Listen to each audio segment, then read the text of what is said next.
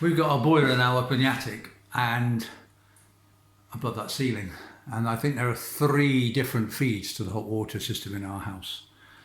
And one feed is this big pipe here is the hot water feed, and it only comes to the bathroom.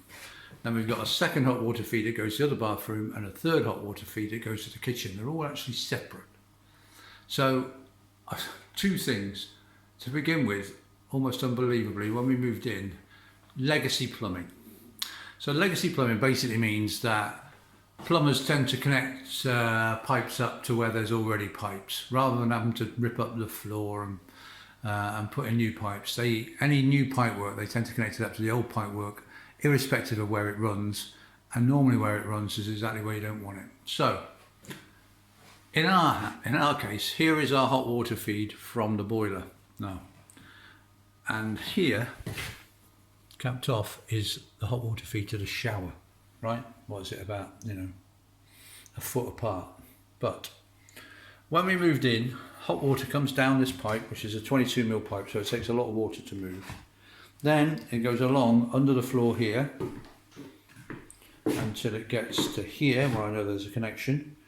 And then it runs along here under the floor here. You can see where the boards have been taken up to near the toilet. Then it runs along this way, doing the bidet first. Then it runs along here under there, does the sink.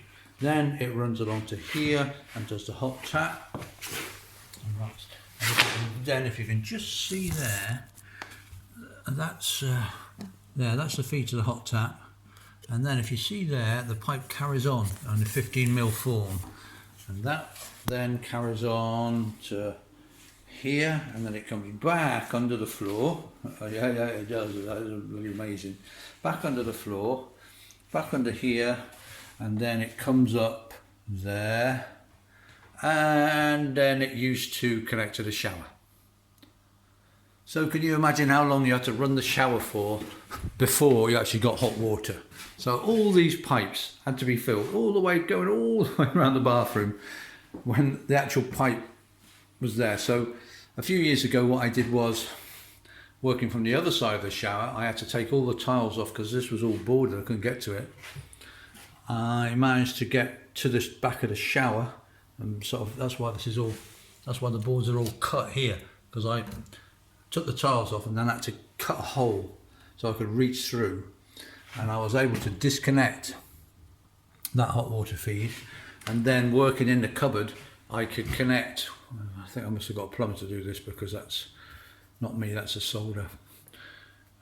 We tapped into this hot water supply pipe, and so the hot water then, you can see those are all my bodge connections. The hot water then goes straight to the shower. So rather than going all the way around the bathroom, it goes straight there. Madness. Anyway, well, I've nearly got this damn shower out, but it's completely and utterly over-engineered. It's taken me forever. Look at these massive beams. Look, these huge beams and huge bits of wood.